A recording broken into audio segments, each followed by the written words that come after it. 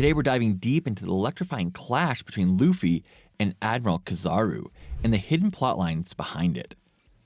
Monkey D. Luffy's newfound power, Gear 5, has finally been unleashed in his battle against Kizaru. The strength of this new technique is immeasurable, and it continues to bring breathtaking developments in how the battle unfolds. Also, how exactly will the escape from Egghead proceed? If this information feels new to you, please hit that like button, and if you haven't subscribed to this channel yet, definitely hit subscribe. If you know of a different theory, please do share it with us in the comments below. In Japan, many fans are passionately discussing this shocking battle and the secrets behind Gear 5. Of course, this video contains spoilers up to episode 1092, so please be warned if you haven't watched it yet. Now let's dive right in.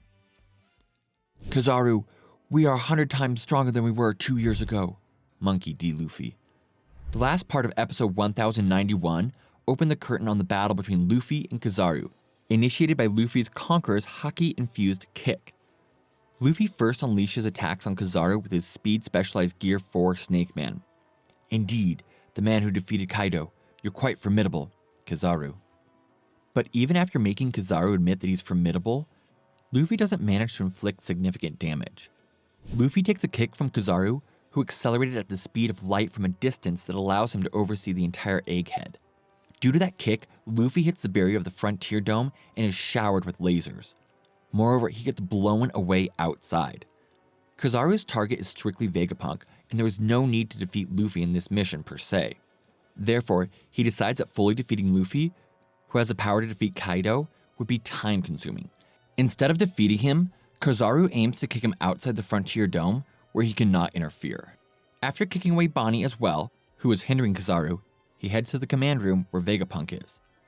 Understand, I don't want this tough mission to drag on either, Kizaru. Whether he intended to kill or merely apprehend Vegapunk when he stood before him is unclear. When he tried to carry out his mission, Luffy, who was blown outside the Frontier Dome, returns. He is enlarged by Gear 5 and manages to grasp Kizaru with his gigantic hand, somehow averting the worst case scenario, and thus begins the second round of Luffy versus Kizaru. Before we dive into predicting the battle between Luffy and Kizaru, let's consider their abilities as a premise. Luffy awakens the human fruit mythical type model Nika during the battle with Kaido, and yes, he triumphed in a one-on-one against Kaido, dubbed the strongest creature. Nevertheless, I believe his main attack in this battle will still hinge on his ability and the Haki-infused strikes as always. With the awakening of his ability, Luffy's new form, Gear 5, is incredibly powerful, as seen in his battle with Kaido and Rob Lucci. However, there's a hitch, or as you might say a drawback, to Gear 5. That's the existence of a time limit. After using Gear 5, Luffy becomes aged and powerless as a backlash. If he uses Gear 5 to its limit, he'll age during the battle and won't be able to continue fighting. In fact, at that point, defeat is certain. Against Seraphim and Kizaru, who is known to be a formidable enemy, Luffy fought using Gear 4 from the start, not resorting to Gear 5. Perhaps because he recognized the time limit of Gear 5, a weakness revealed during his fight with Rob Lucci. During the battle with Kaido, he aged mid-fight but reignited Gear 5 with sheer willpower.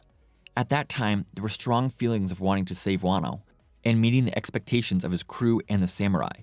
That's probably why he was able to use Gear 5 consecutively. Therefore, in the battle with Kizaru, where he's not burdened with the feelings like during the Onigashima raid, consecutive use of Gear 5 is not possible. Furthermore, with the barrier of the Frontier Dome lifted, 30,000 Marines ascend to the lab phase where Vegapunk is. Hence, Kizaru needs to be defeated as quickly as possible to escape from Egghead. Thus, I don't think there'll be a development where Luffy recovers his Haki before starting the third round, like during the battle with Doflamingo. In short, the use of Gear 5 in the upcoming battle with Kizaru is one time only, given its time restriction. From the above, I predict the second round of Luffy versus Kizaru, expected to be depicted in the following episodes, will be a short-term decisive battle. As for Kizaru's Glint fruit, there's a high possibility it's awakened. This is because the weather on Punk Hazard, where Aokiji and Akainu fought after the war 2 years ago, is still altered to this day. Normally, the effect of a Logia-type devil fruit on the weather is temporary, yet the weather on Punk Hazard continues to be influenced by the Magma fruit and the Ice fruit. This could mean the effect is due to the awakening of the Logia-type devil fruits. If so, Aokiji and Akainu have awakened their abilities, and considering Kizaru is on par with these two, there's a possibility that the Glint Glint fruit is awakened. So what kind of ability might an awakened Glint Glint fruit have? As we considered earlier, let's assume that the awakening of Logia types affects the weather. Then I predict the awakening ability of the Glint Glint fruit might cause perpetual daylight in the affected area. Thus, Enies Lobbies, also known as Never Night Island, might have been affected by the awakening ability of Glint Glint fruit, preventing night from falling. Furthermore, Kizaru might use his awakened ability during the battle with Luffy, making night cease to fall on Egghead as well. Compared to the Magma and Ice fruits, which transform the environment into a harsh one, the Glint Glint fruit awakening might seem a bit underwhelming, especially since it doesn't particularly affect battles. Also, the awakenings of Paramecia and Zone types seem to enhance the performance of the abilities themselves. Hence, it's natural to think that an awakening for a Logia type would also significantly boost the abilities and the techniques they can use.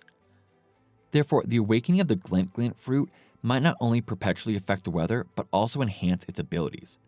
An example might be managing light that can pass through matter. As you all know, Kizaru's lasers are light. However, there are types of light, like X-ray used in radiology, that can pass through materials with low density. The awakening might enable the use of such light.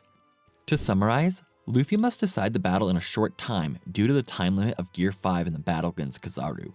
On the other hand, Kizaru might have the Glint Glint fruit awakened, and if he uses its awakened ability, night might cease to fall in that area. In other words, new light abilities that affect the environment are expected to be equipped. Moreover, he might be able to handle light that can pass through matter, like X-rays. In any direction, it can be said that the light abilities have considerably strengthened. In this video, with these premises, I want to think about the battle of Luffy versus Kizaru. Even though he was blown away by Kizaru to the outside of the barrier, Luffy, transforming into Gear 5, swirls back, where Kizaru is approaching Vegapunk. Luffy, with hands enlarged, grabs at Kizaru. This sequence of returning in Gear 5 and grabbing the opponent with a gigantic hand notably resembles when Luffy's ability awakened during the battle with Kaido. Awakened in Gear 5, Luffy, while holding onto Kaido's gigantic hand, had pulled him up to the rooftop of Onigashima, hadn't he? Therefore, I think the subsequent flow will involve dragging Kizaru out of the laboratory where Vegapunk and the others are.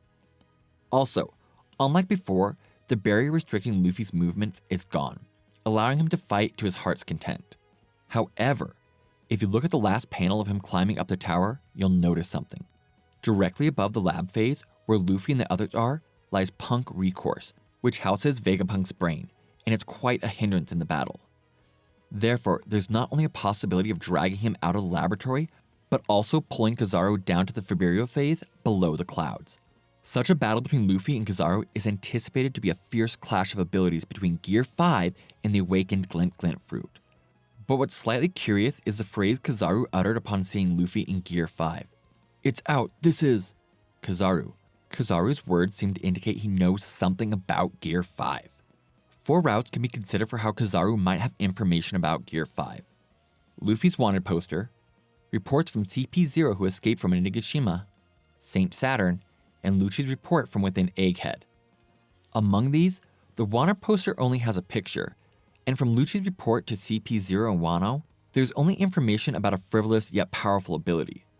However, suppose Saint Saturn spoke to Kizaru about information regarding Nika now that the Straw Hat crew is aligned with Vegapunk. In that case, there's a possibility that Kizaru knows about the weakness and counter strategies for Gear 5. 3 counter strategies can be considered. Lasers that penetrate rubber through the awakened Glint Glint fruit, cutting attacks which are a weakness of rubber, and a hit and away strategy. Let's talk about lasers passing through rubber. Luffy has bounced back Kaido's Bolo Breath, which has enough power to blow away a mountain, with a rubber wall. Therefore, regular lasers won't work against Luffy in Gear 5. So to inflict significant damage on Luffy, it's necessary to use lasers that pass through rubber, based on the awakened abilities considered in this premise. Next, about the cutting attack, which is a weakness of rubber. Ha, the weakness is indeed striking, Enel. As analyzed by Enel in episode 280, the weakness of Gum Gum Fruit is cutting attacks. Kizaru, who can use the Yata no Kagami, a sword of light, naturally has an effective strike against Luffy since haki battles are evenly matched. Then, about the hit and away strategy. Luffy, being an awakened zone type, has become quite tough and possesses power to exchange blows with Kaido. Kizaru can perform not only close range but also long range attacks.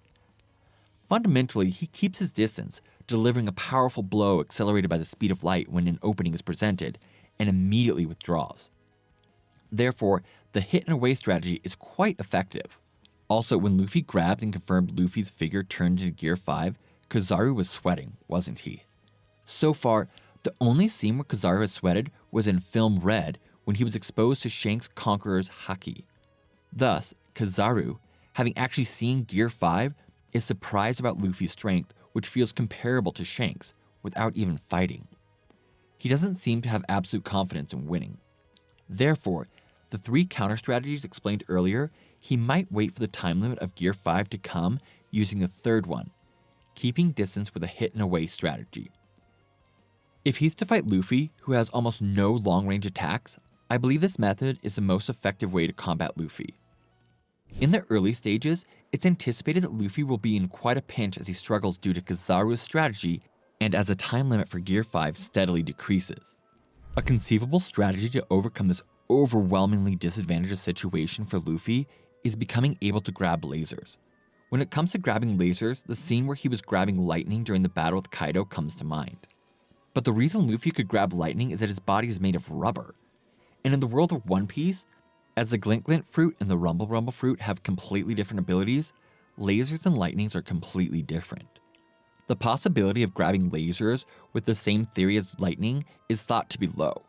However, there are items that allow you to grab lasers with the power of science, like photonic gloves. Indeed, in the last part of chapter 1092, Luffy is grabbing Kizaru's body, which is made of light. Moreover, Luffy's human fruit mythical type model Nika possesses the most playful ability in the world. Therefore, feats like grabbing lasers, which are thought to be inexplicable in theory, can be performed by Luffy. If so, let's assume that Kizaru attacks with Glint Glint fruit lasers from a distance. If Luffy exercises his most free and playful ability, it is also possible to change or stop the trajectory of the laser itself. It may not be a very effective attack. Perhaps, as shown in the battle with Kaido in the Wano Country arc, the following may occur. Even in Gear 5, Luffy might be able to perform stunts like bouncing back Kizaru's laser with the rubberized ground. Furthermore, by relentlessly attacking, not allowing Kizaru to distance himself, it becomes a close quarters battle that Kizaru has been avoiding. I predict that in the middle of the battle, Kizaru will be hit by Luffy's attack, which boasts power enough to exchange blows with Kaido. In short, speaking from the conclusion, the battle of Gear 5 Luffy vs Kizaru is generally settled in the direction of Luffy's victory. But what happens after this battle? There are 3 possibilities. Firstly, Luffy will win. Secondly, Kizaru will retreat. And thirdly, Kizaru will be killed. Let's look at each of these possibilities. Although Luffy has the advantage in hand-to-hand combat, the probability of defeating Kizaru just by continuing to attack like this is low.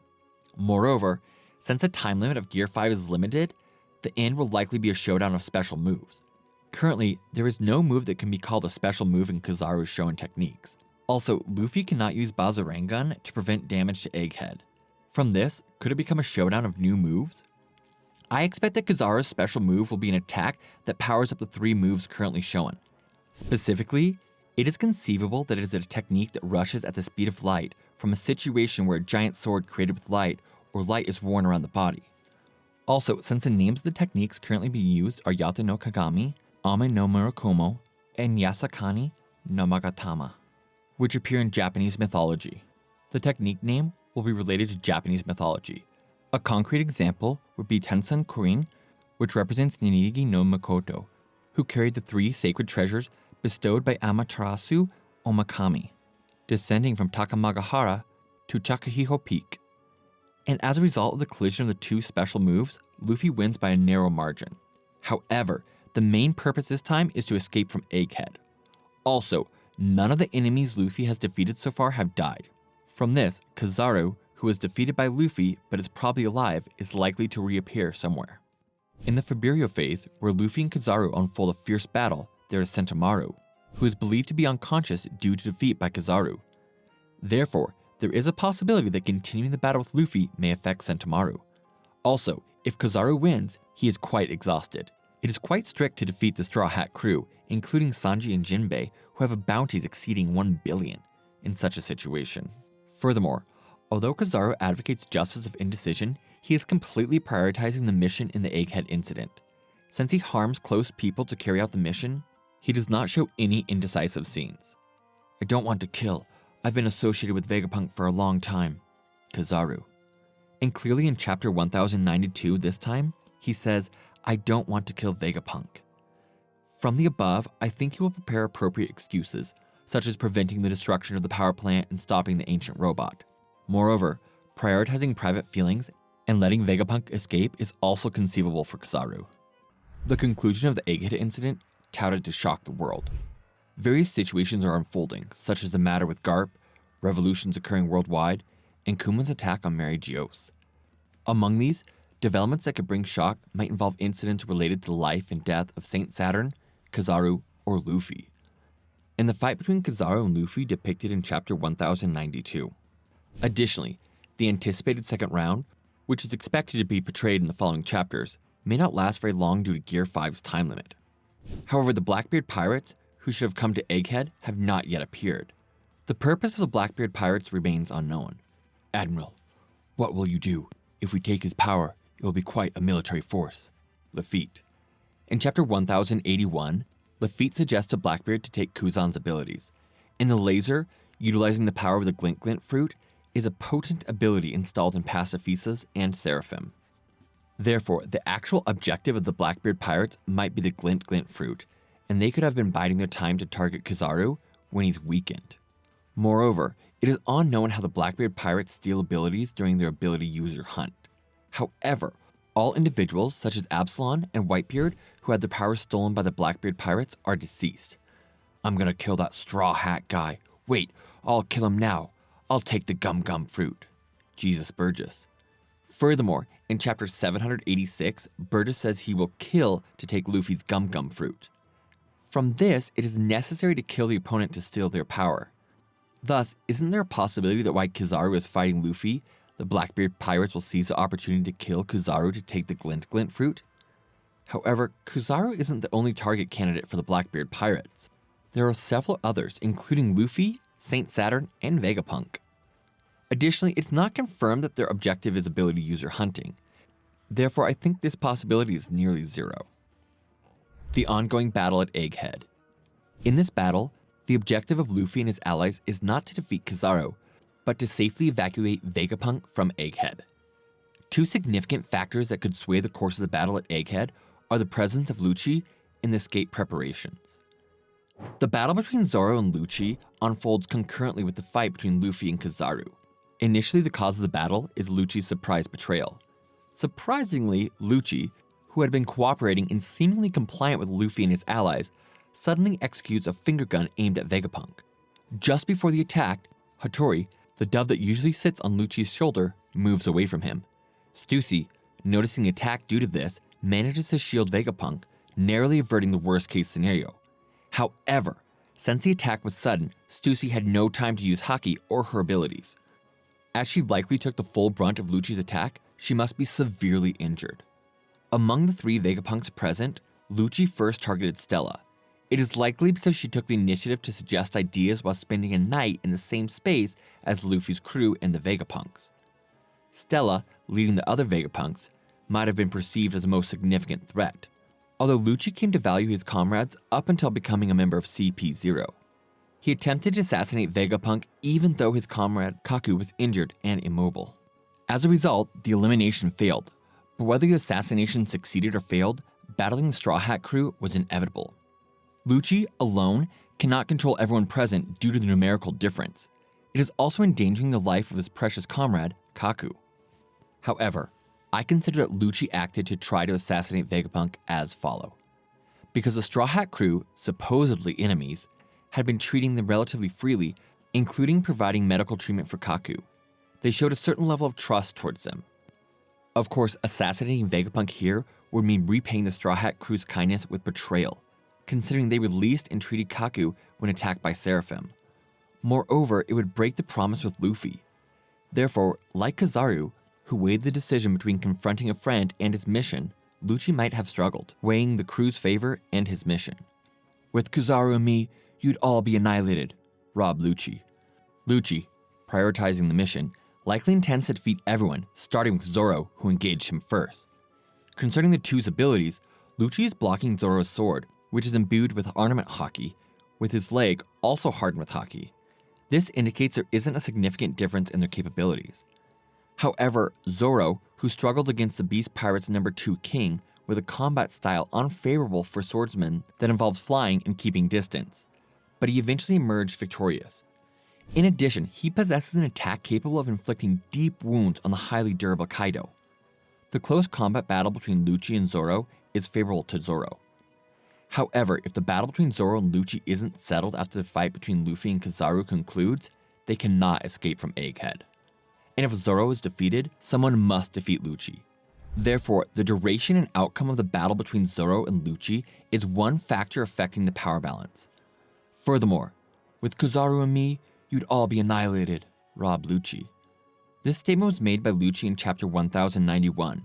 Lucci's goal is not to defeat Zoro in a 1 vs 1, but to annihilate the Straw Hat crew with Kizaru. Therefore, Lucci might disengage from the battle with Zoro and launch a surprise attack on Luffy using his assassination techniques. In the battle at Egghead, the victory condition for the Straw Hat crew is to safely evacuate Vegapunk. However, the victory conditions for Kizaru and Lucci are to prevent Vegapunk's escape and assassinate him. Thus, while Luffy and Kizaru are fighting, the other members are preparing for escape, moving the Sunny to the back of the laboratory. Kizaru might very well attack them with lasers. Therefore, they need to progress with escape preparations while defending the Sunny and Vegapunk. Moreover, after the battle with Kizaru, Luffy will almost certainly be immobilized due to the backlash from Gear 5. Thus, they must retrieve him before escaping. There are several elements influencing the situation aside from defeating Kizaru and Lucci. Additionally, the escape plan they devised in chapter 1090 involves flying to the weather boundary of Egghead using Vega Force 1, planning to break through the Navy's encirclement, and further flying using Sunny's Coupe de Burst. It seems to need reconsideration since Vega Force 1 was destroyed. Vega Force 1 was something I created modeled after this. However, there are parts I couldn't reproduce with my scientific abilities. It doesn't seem like a machine soldier made 900 years ago. Dr. Vegapunk Shaka. According to Shaka's statement in chapter 1067, Vega Force 1 was made modeled after the ancient robot. Therefore, it is quite possible that this robot can transport the Sunny in place of Vega Force 1. The escape plan can still be said to be intact. Regardless, a new method of transporting the Sunny is needed now that Vega Force 1 has been destroyed. The Sunny itself must also not be destroyed. Therefore, it is tricky that victory doesn't simply entail Luffy beating Kizaru with Gear 5. The victory conditions for this Egghead arc involve somehow shaking off the obstructions from Kizaru and Lucci while escaping. It is safe to say they are in a difficult situation where winning against Kizaru does not signal the end of the Egghead arc. So that's what we have discussed. What do you all think? That's all for today. This channel posts summaries, explanations, and ranking videos related to One Piece. If you like One Piece, we would be happy if you could support us by subscribing to our channel and commenting. Thank you for watching to the end. See you in the next video.